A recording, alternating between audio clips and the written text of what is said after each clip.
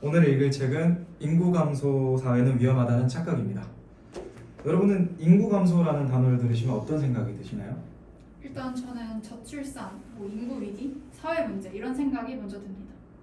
저도 인구 감소라는 말을 일단 들으면 좀 큰일 나는 것 같은 느낌이 들어요.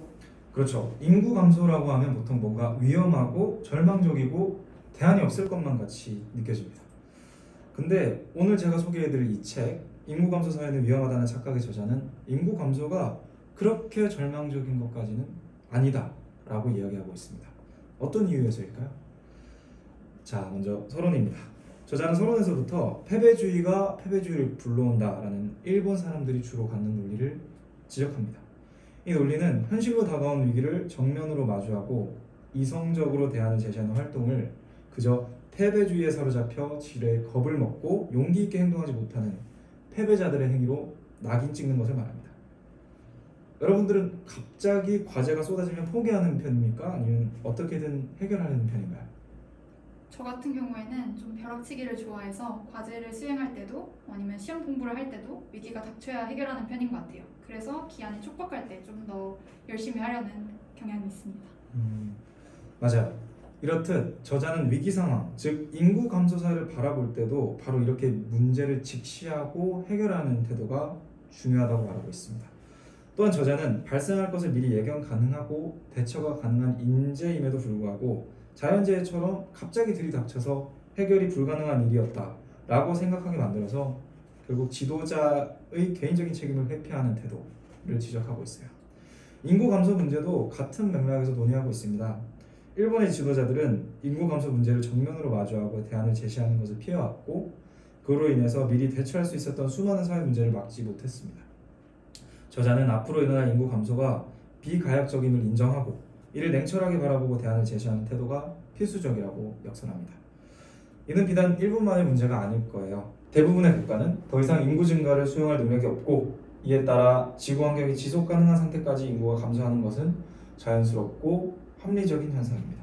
이렇듯 현실 문제를 제대로 마주하는 것이 문제 해결의 첫 출발선이라고 할 수 있겠습니다.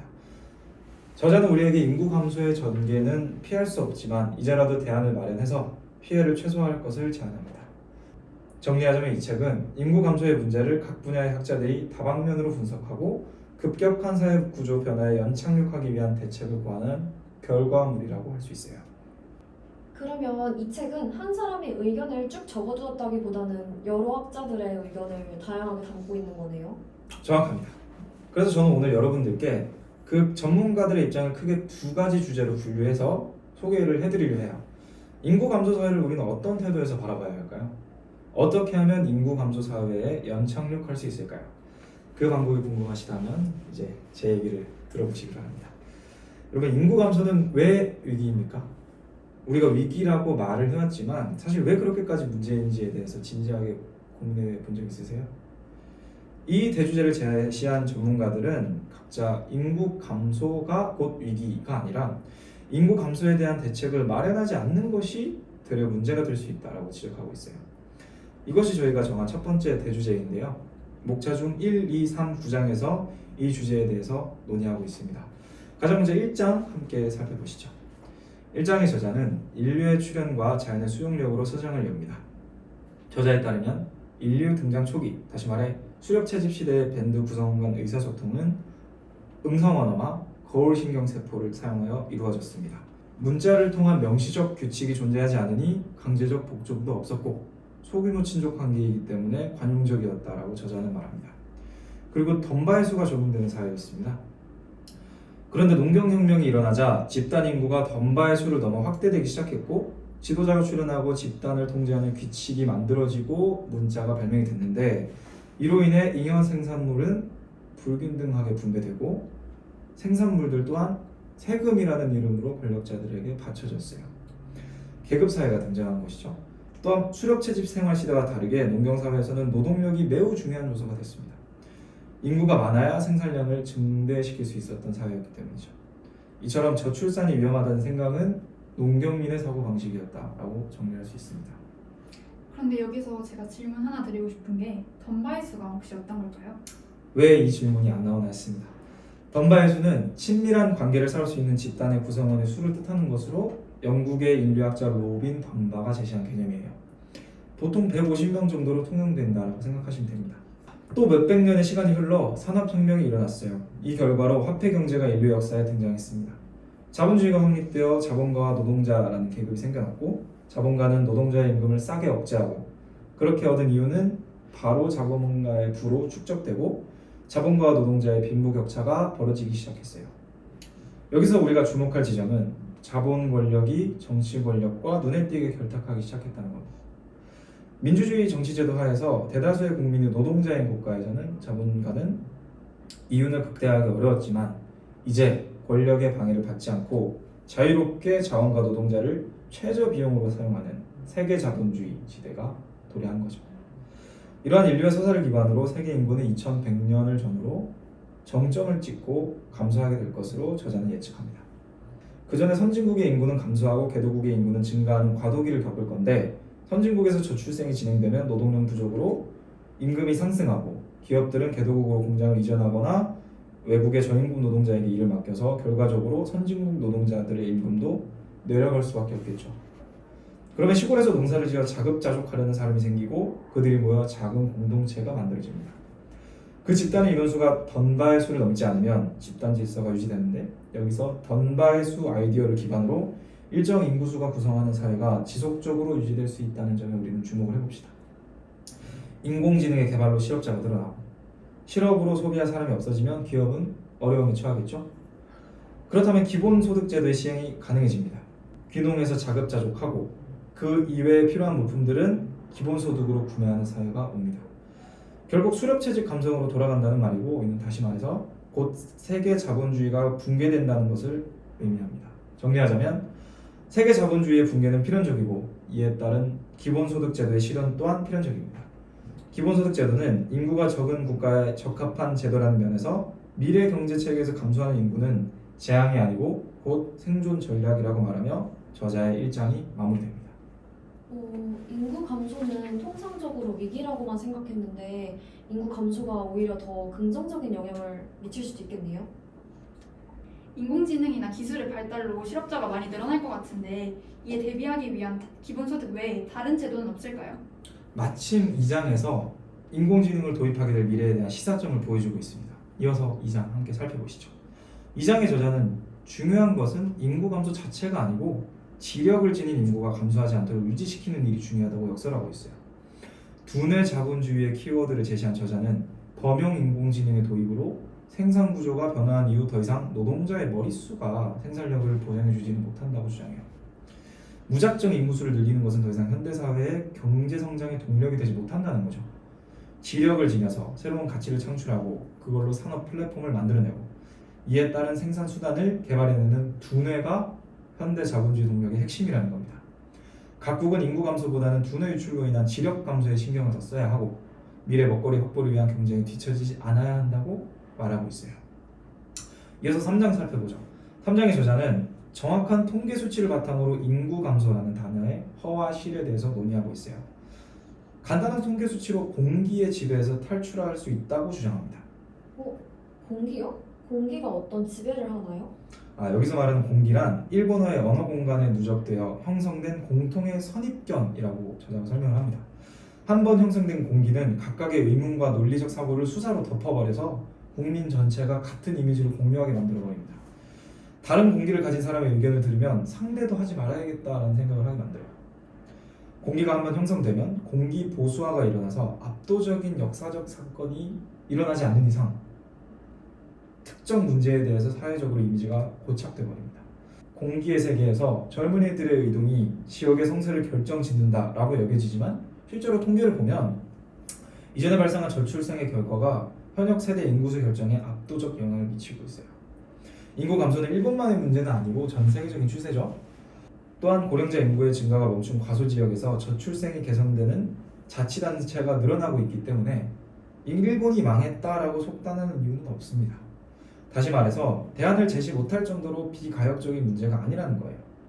저자는 미래 지역의 현역 세대가 적정히 생산되는 힘을 차세대 재생력이라고 부르고 이를 제거하는 방안에 대해서 생활 방식 그리고 생활 환경의 변화를 들고 있어요. 원하는 사람이 원하는 만큼 아이를 가질 수 있는 사회 구조를 만드는 것, 그리고 많은 아이들을 키울 때 생기는 부담을 경감시켜주는 제도. 그 중에서도 가장 유효한 방법은 원하는 만큼 아이를 낳을 수 있는, 생활비가 저렴하고 서로 돕는 기풍이 남아있는 지방으로 아이를 원하는 강한 의지를 지닌 젊은이를 많이 보내는 것. 이것이 공기를 바꿔서 일본의 소멸을 막고 역전의 인구 증가를 만드는 비책이라고 말하면서 이 저자는 글을 마무리하고 있습니다. 이어서 볼 9장의 저자는 다소 시니컬한 입장입니다. 간략히 정리하자면 이 장은 인구 감소의 문제에 대해 독자들이 언제부터 그렇게 진지한 고민을 했느냐, 인구 감소로 인해 소비자를 잃고 이익을 잃어가는 시장 혹은 국가의 경영자의 시선에서 바라본 문제점을 너희들이 앵무새처럼 떠들고 있는 게 아니냐 하는 지적을 해요. 저출산에 대한 걱정부터 이것이 시민의식에서 비롯된 문제가 아니고 사회 구성원이 가져야 할 문제의식과도 관련이 없다라고 말합니다. 중요한 것은 시대를 앞으로 되돌리지 않는 것인데, 저자는 인구 감소에 대한 문제의 해답이 우리 개개인에게 그리고 각자의 생활 속에 있다고 말하고 있어요. 이제 우리는 인구 감소가 손도 못 댈 만한 문제까지는 아니라는 것을 알았습니다. 저도 첫 번째 챕터 이야기를 들으니까 인구 감소 자체가 곧 위기라는 제 생각에 조금 변화가 생기기 시작한 것 같아요. 근데 여전히 인구 감소 사회에 어떻게 우리가 대처해야 될지는 좀 의문이 남는데 혹시 이 부분에 대한 대답도 있을까요? 그렇죠. 지금까지는 인구 감소 자체를 위기로 보는 시각에서 벗어나려는 여러 패러다임을 전환적인 시각에서 살펴봤어요. 우리가 인구 감소를 어떻게 대해야 하는지에 대해서는 앞으로 이야기할 4, 5, 6, 7, 8, 10장에서 그 답을 찾을 수 있을 것 같아요. 인구 감소 사회를 대비해서 어떤 사회 문화를 구축해야 하는지 지금부터 살펴보겠습니다. 4장 먼저 살펴보시죠. 4장의 저자는 인구 감소 사회가 초래하는 윤리 대전환의 시대라는 제목을 지으면서 무연의 세계에서 유연의 장소를 만들어내자고 주장합니다. 저자는 일본의 장기적인 인구 감소는 경제적인 현상이 아니라 자본주의 발전 단계에서 필연적으로 발생하는 사회 변화인데, 일본에서는 인구 감소 등의 사회 문제를 여러 경제 정책으로 해결하는 시도가 만연해 왔다고 얘기하고 있어요. 하지만 저자는 단순 경제 정책으로는 이러한 사회 문제를 해결하기에는 부족하다라고 지적하고 있습니다. 인구 문제와 경제 문제는 일방향적 상관관계일 뿐 경제적 처방으로는 인구 문제를 해결할 수 없다는 거예요. 두 분 중에 혹시 결혼할 생각 갖고 계신 분 계십니까? 갖고 있다면 혹시 몇 살 정도에 하실 걸 생각하십니까? 저는 20대 후반에서 30대 초반이요. 요즘 많이 그렇게 하는 것 같아서요. 요즘 사회에서 20대가 결혼하기는 사실 정말 쉽지 않고, 제 친구들을 봐도 보통 30대를 더 많이 생각하고 있죠. 결혼하고 싶은 나이가 바로 저출산과 연관이 있습니다. 흔히 인구 감소의 원인에 대한 오해로 여성이 아이를 낳지 않아서를 들곤 하는데, 저자에 따르면 이는 거짓말입니다. 오히려 배우자가 있는 여성의 출산율은 늘어났습니다. 다만 평균 초혼 연령 또한 상승함에 따라 자연스럽게 저출산의 기조가 보이는 것일 뿐입니다. 만원화의 이유는 복잡하지만 그중 일본의 가족 형태가 경제 발전과 함께 대가족에서 핵가족으로 변하는 게 가장 크다고 저자는 주장해요. 이러한 핵가족화는 시장화와 맞물려서 돈만 있으면 안전이 보장될 수 있다는 생각을 하게 만들었고, 권위주의의 속박에서 벗어난 개인이 활약할 수 있는 공간을 마련해 줬는데, 이 점에서 만원화는 자유발전의 대가라고 할 수 있습니다.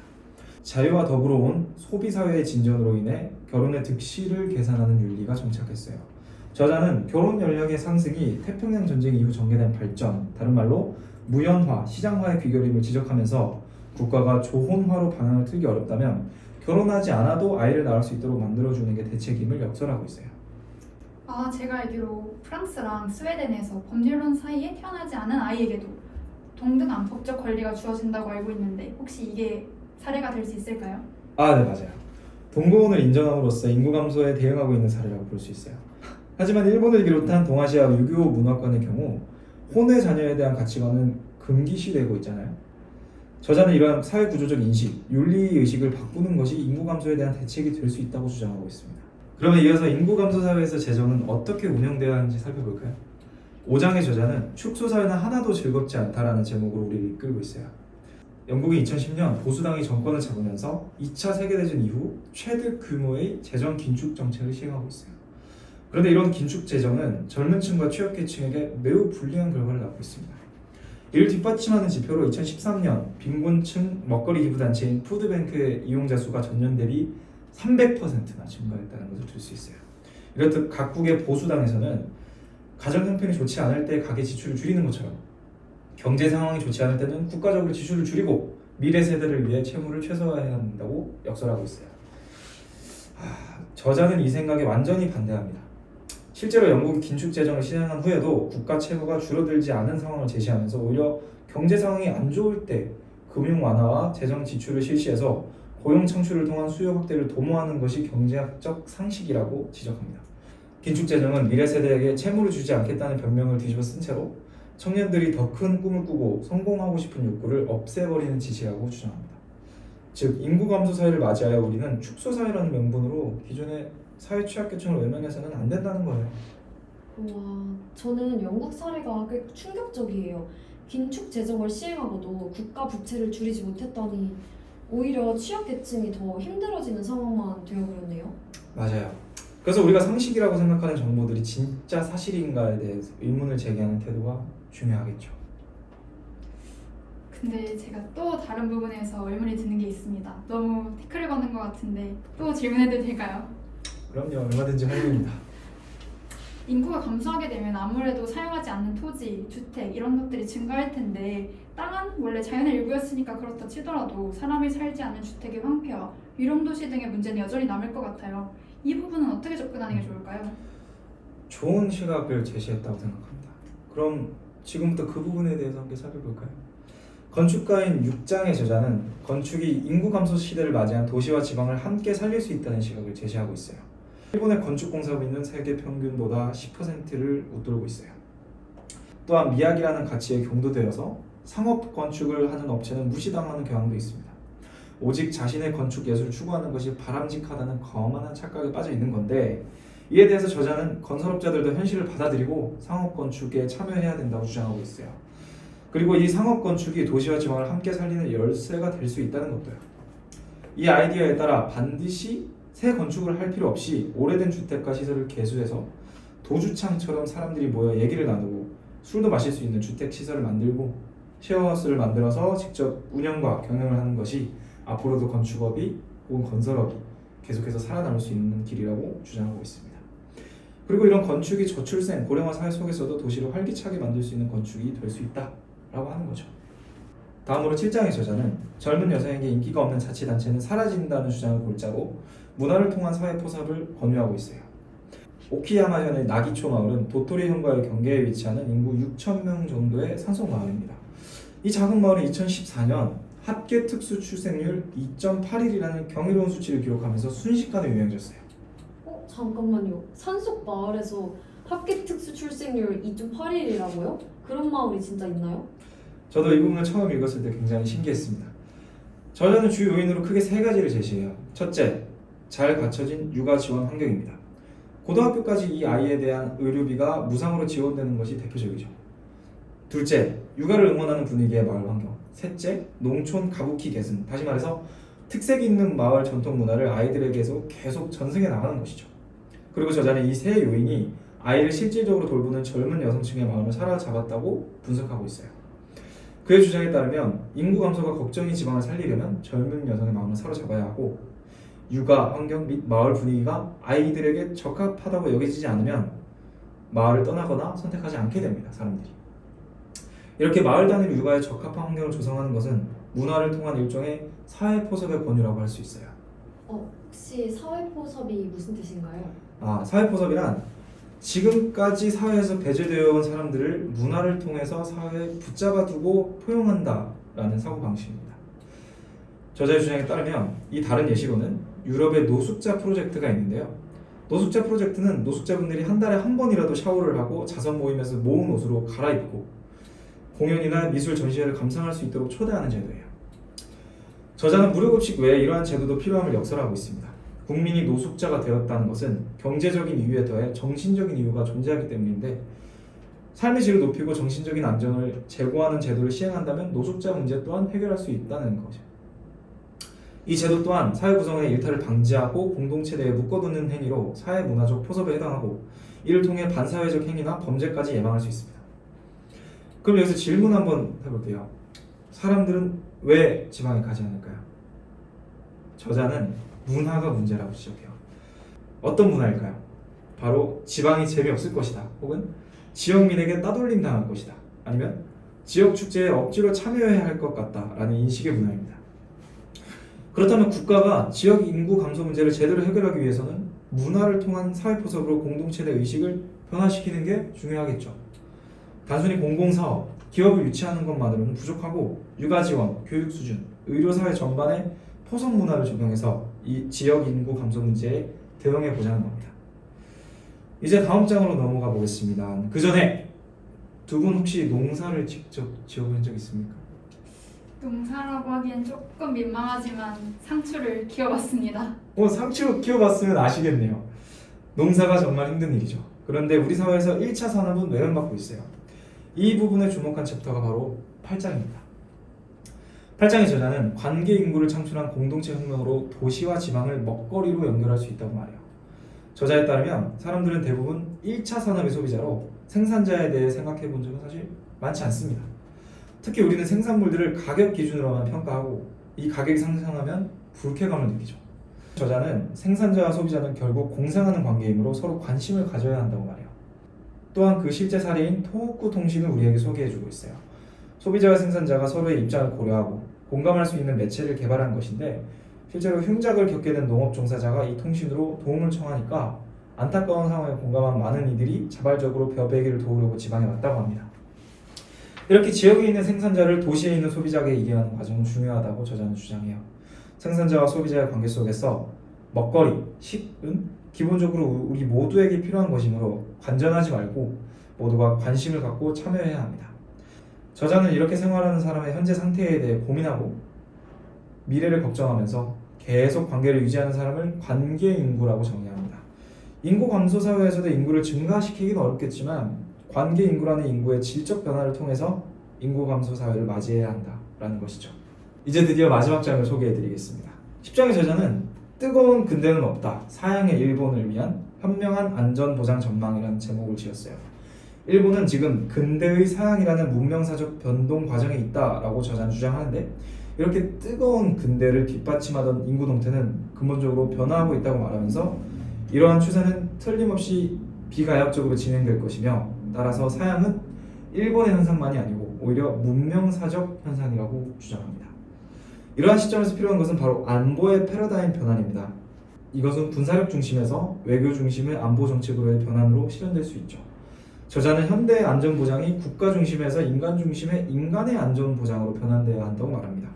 영토 편중의 안전보장에서 인간 중시의 안전보장으로, 군비에 의한 안전보장에서 지속가능한 인간개발에 의한 안전보장으로. 그러니까 다시 말해서 군사력에 편중된 안전보장 대국이 아닌 외교 대국이 되어야 한다고요. 이러한 태도를 통해서 원만하게 사양을 구가하는 성숙 사회로 이행할 수 있을 것이라고 말하면서 결론을 지어요. 여기까지가 장소개의 마지막입니다. 이 책의 제목이 우리에게 준 충격 또는 궁금증처럼 플레이 사업에 참여하시는 여러분들께서도 각자 찾은 주제와 사회 문제들에서 과연 이 사회 문제가 진짜 위기인지, 왜 위기인지, 어떤 부분을 해결해야 이 위기를 본질적으로 해결할 수 있을 것인지를 고민해 보셨으면 좋겠습니다. 오늘의 책 소개는 여기까지 하겠습니다. 감사합니다.